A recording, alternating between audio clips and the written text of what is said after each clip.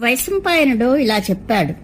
వీరులైన ఆ పాండవులు ఖడ్గాలు అమ్ముల పొదులు ధరించి చేతులకు వ్రేళ్లకు రక్షణ కోసమైన తొడుగులు దాల్చి యమునా నది సమీపానికి వెళ్లారు. వారు యమునా నది కుడివొడ్డున నడిచారు.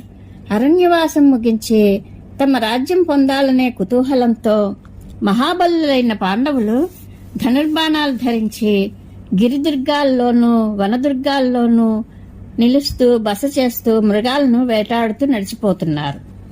పాండవులు అలా దశార్ణ దేశానికి ఉత్తరంగా, పాంచాల దేశానికి దక్షిణంగా, యక్రుల్లోమ సూరసేన దేశాల మధ్యలో పయనిస్తూ తాము వేటకాండమని చెప్పుకుంటూ అడవిలోంచి మత్స్యదేశంలోకి ప్రవేశించారు.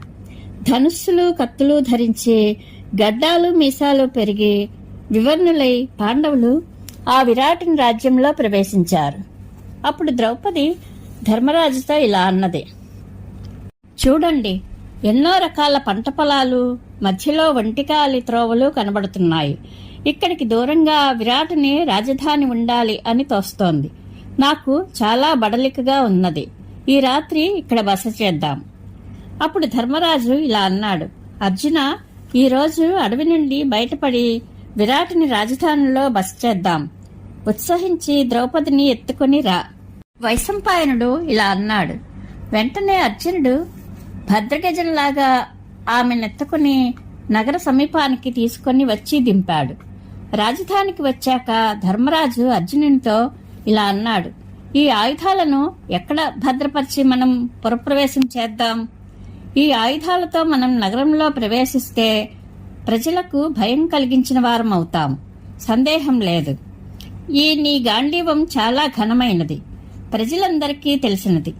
దీన్ని తీసుకుని నగరంలోకి వెళ్తే వెంటనే మనల్ని ప్రజలు కనిపెడతారు, గుర్తిస్తారు. ఇందులో సందేహం లేదు. మనలో ఒకరిని గుర్తించినా చాలు, తర్వాత మళ్లీ 12 ఏళ్లు అరణ్యంలో ప్రవేశిస్తాం అని ప్రతిజ్ఞ చేశాం గదా. అర్జునుడు ఇలా అన్నాడు. రాజా, ఊరి పొలమేరలలో చక్కగా ఉన్నది జమ్మి చెట్టు. పెద్దది, గుబురుగా ఉంది. పెద్ద పెద్ద కొమ్మలతో ఎవరూ ఎక్కరానట్లుగా భయంకరంగా ఉన్నది. పైగా శ్మశానానికి సమీపంలో ఉంది. ఇక్కడ ఒక్క మానవుడు కూడా కనబడడం లేదు. మనం ఇక్కడ ఆయుధాలు పెడితే మనలను ఎవరూ చూడరని నా ఉద్దేశం. ఈ చెట్టు ఎత్తైన ప్రదేశంలో మొలిచింది. త్రోవకు దూరంగా అడవిలో ఉంది. క్రూరమృగాలు, సర్పాలు దీని నిండా ఉన్నాయి. విశేషించి చొరరాని శ్మశానానికి దగ్గరలో ఉంది. అందుచేత ఈ శమీవృక్షం మీద మన ఆయుధాలు భద్రపరిచి నగరంలోకి వెళదాం. మహారాజా, ఇలా మనం సుఖంగా ఈ నగరంలో సంచరిద్దాం. వైశంపాయనుడు ఇలా అన్నాడు. అర్జునుడు ఇట్లా ధర్మరాజుతో చెప్పి చెట్టు మీద ఆయుధాలు నిక్షేపించడానికి మొదలుపెట్టాడు. తనకెవరూ తోడు లేకున్నా దేవతలను, మనుష్యులనందరినీ, దిక్కులను జయించేందుకు ఉపకరించినది, గొప్ప అల్లత్రాటే ధ్వని కలిగినది, బలవంతులను సైతం సంహరించేది, భయంకరమైనది అయిన గాంధీవం యొక్క నారిని అర్జునుడు వదిలించాడు. కురుదేశాన్నంతటినీ రక్షించిన వింటి యొక్క అక్షయమైన నారిని ధర్మరాజు కూడా వింటి నుండి సడలించాడు. భీముడు కూడా తన వింటి నారిని వింటి నుండి వదిలించాడు. ఆ వింటితోనే భీముడు పాంచాలులను యుద్ధంలో జయించాడు. దిగ్విజయంలో కూడా అనేక శత్రువులను ఒక్కడే ఆ వింటితోనే నిలువరించాడు. పిడుగుపడినట్లుగా పర్వతం బ్రద్దలైనట్లుగా ఉండే ఆ వింటి ధ్వని వింటే శత్రువులు యుద్ధం నుండి పారిపోయేవారు. ఆ వింటితోనే సైంధవుని లొంగ తీసుకున్నాడు. నకులుడు దిగ్విజయంలో పశ్చిమ దిక్కును ఏ వింటితో జయించాడో దాని నారిని వదిలించాడు. అతడు దీర్ఘభుజుడు, మాద్రీపుత్రుడు, మితభాషి, బంగర్ ఛాయ ముఖం గల అందగాడు. ఆ వంశంలో అతనితో సమానమైన రూపం, అందం ఎవరికీ లేదుట. అందుకే అతడు నకులుడు అనే సార్థకనామం పొందాడట. ఇంద్రుని వంటి సూర్యుడు అతడు.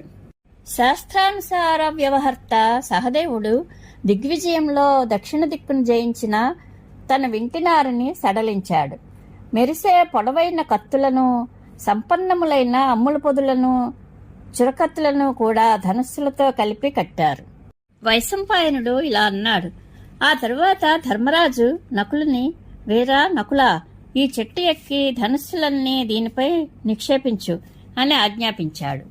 అప్పుడు నకులుడు చెట్టు ఎక్కి దాని త్వరలో స్వయంగా ధనుస్సులను ఇతరమైన ఆయుధాలను దాచాడు.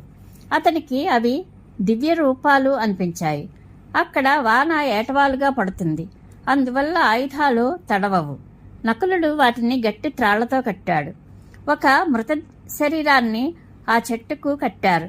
దూరం నుంచే దాని దుర్వాసన తగిలి ఇక్కడేదో శవం కట్టబడిందని నరులు అనుకొని ఈ జమ్ము చెట్టుకు దూరంగా తొలగిపోతారు. ఈమె మా తల్లి 180 ఏళ్ల ముసలి అని చెప్తూ, ఇది మా వంశాచారమని, మా పూర్వులంతా ఇలాగే చేశారని తమకు ఎదురుపడిన గోపాలకులకు, గొర్రెల కాపురులకు చెప్తూ శత్రు సంహారకులైన పాండవులు నగరం దగ్గరకు చేరారు. జయుడు, జయంతుడు, విజయుడు, జయత్సేనుడు, జయద్బలుడు అని పాండవుల 5గురికి ధర్మరాజు రహస్యపు పేర్లు పెట్టాడు.